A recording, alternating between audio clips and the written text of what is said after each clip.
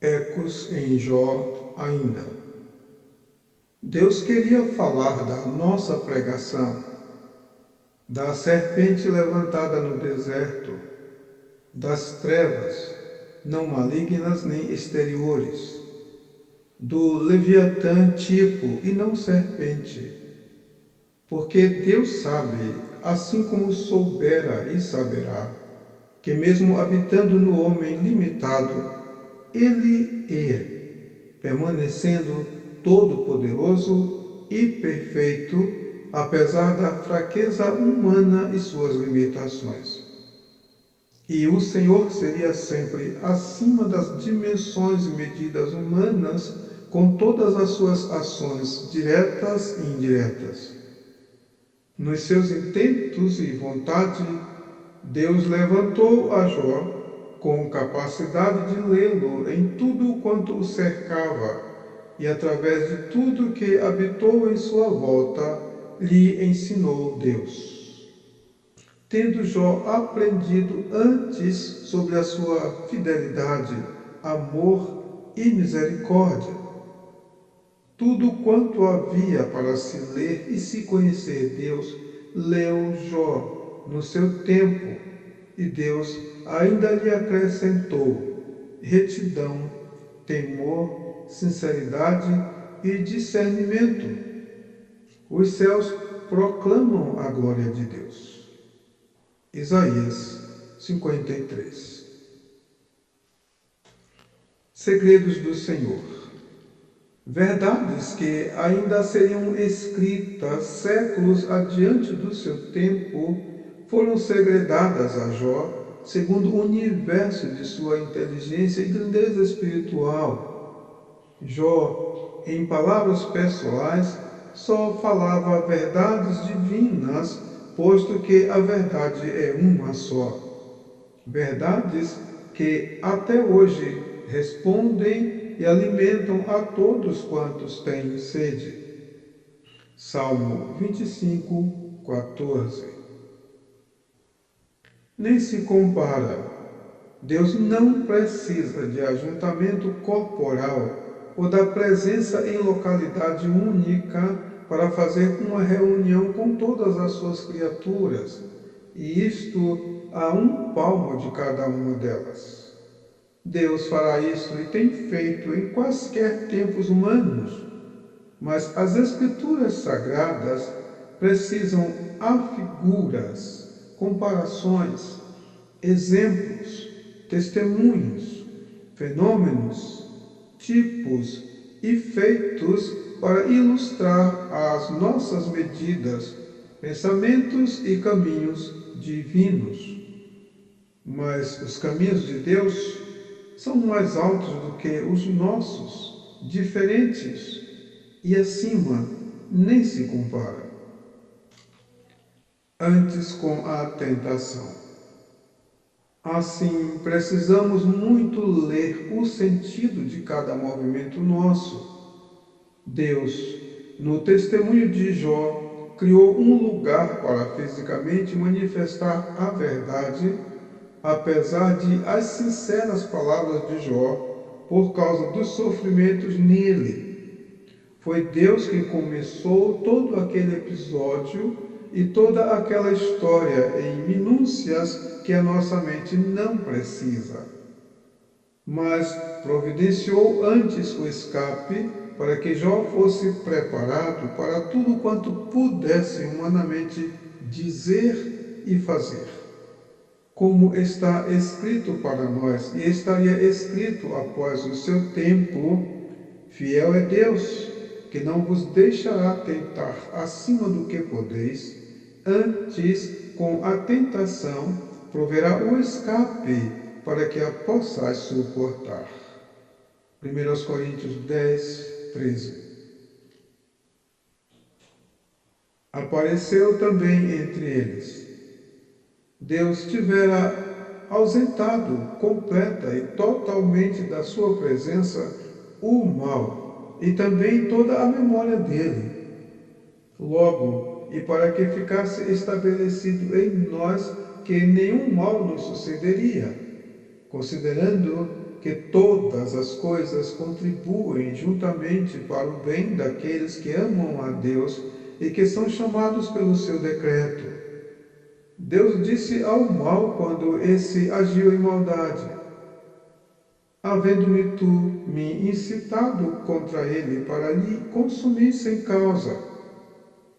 Então, o flagelo e empobrecimento repentino de Jó não eram por causa do pecado, nem por causa das fraquezas, limitações de Jó. Afinal, todos pecaram, mas era necessário que tudo quanto ocorreu com Jó fosse somente vindos de Deus, suas leis, sua vontade.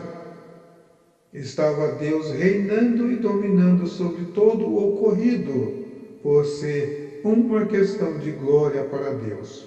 E Jó fora amigo, cooperador, flecha na mão, aljava e bordão. Romanos 8, 28. Bendito seja o nome do Senhor.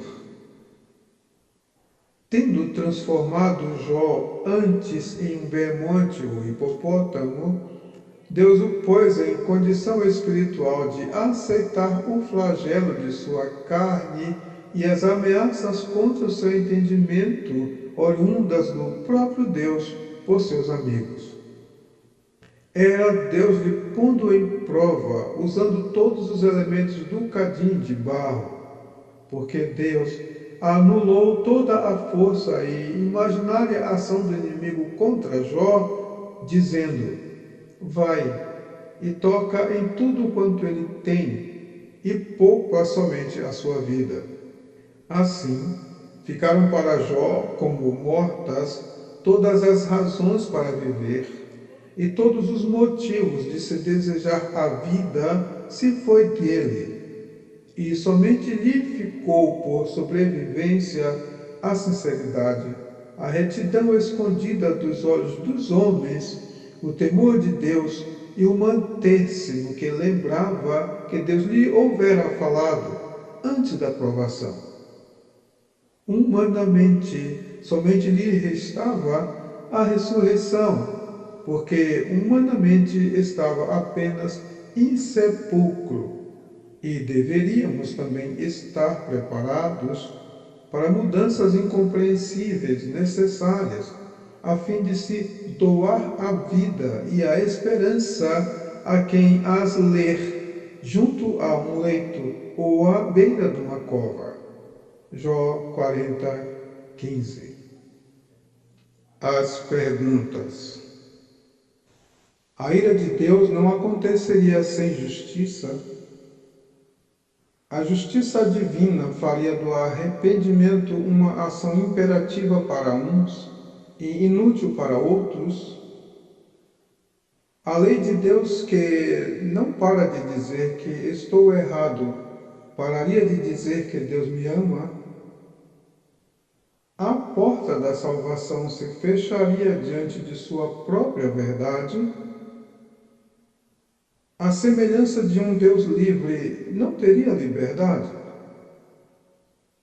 Ainda que todas as coisas obedeçam a Deus, há liberdade que foge da obediência, castigos apagam transgressões. Com qual grandeza se engrandeceria a Deus?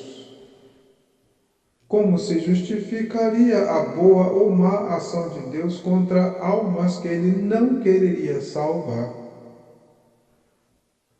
Como crer em Deus se ele não quiser que eu creia? Como fica a liberdade de escolha do que não vê Deus livre para escolher? Como seria Deus mesmo a salvação dos que se extraviaram e se fizeram inúteis? Como negar a si mesmo se não tiver liberdade para tal? Como o injusto julgaria sem ser julgado? Como se compraria definitivamente a alma que o próprio dono não declara dinheiro nem preço? dar a conhecer as misericórdias seria exibição de virtude ante ao que não pode julgar a seu dono? Deus doaria o bem de graça porque pagaríamos depois o preço? Deus não é obrigado a me amar, mas se creio que Ele me ama, não me amaria? E de qual seara seria o homem que planta a si mesmo numa terra de não morrer? Existe lugar errado para amar ou para ser feliz? Não é a dívida que temos reconhecido em nós mesmos um preço acima de todos os nossos valores? Não é porque toda ordem imperativa gera uma possibilidade de rejeição que o amor tudo espera? Não seria ainda a cor da pele a diferença mais dolorosa e mais cruel da humanidade? Não seria livre aquele que dá liberdade a tudo quanto faz? Não seria transbordando de justiça quando Deus endurece o coração, ensurdece, cega e castiga? O lugar que Deus ocupa dentro dos desastres e catástrofes caberia na mente humana. O medo da vulnerabilidade não é a voz da violência dizendo continuamente: Deus não existe. O que já não tem mais convicções no crer, ficaria seguro em quem? Silenciar diante de atos errados não seria liberar comportamentos desordenados? Onde haveria queda, num destino fielmente traçado, marcado, riscado e planejado antes? Palavras verdadeiras produziriam em nós uma vontade maior de atirar pedras. Pessoas que nascem cegas cegariam Deus? Porque a cor da pele gera a fome. Por que Deus não me destruiu antes de nascer? Por que Deus me fez assim? Porque Deus não evitou que eu nascesse. Qual o bem que o castigo traz? Qual seria o bem do cansaço? Quem pecou para que esse nascesse cego? Se não houvessem perdidos, haveria perfeitas verdades no Salvador? Seria por amor o cego de nascença morrer no ventre e o tetraplégico ser sorteado com um aborto? Veredas impostas seriam bênçãos forçadas ou disfarçadas verdades mais cruéis? Zombar-se-ia da visão dos aleijados, mancos, cegos, loucos, ladrões, pobres e ignorantes? As perguntas.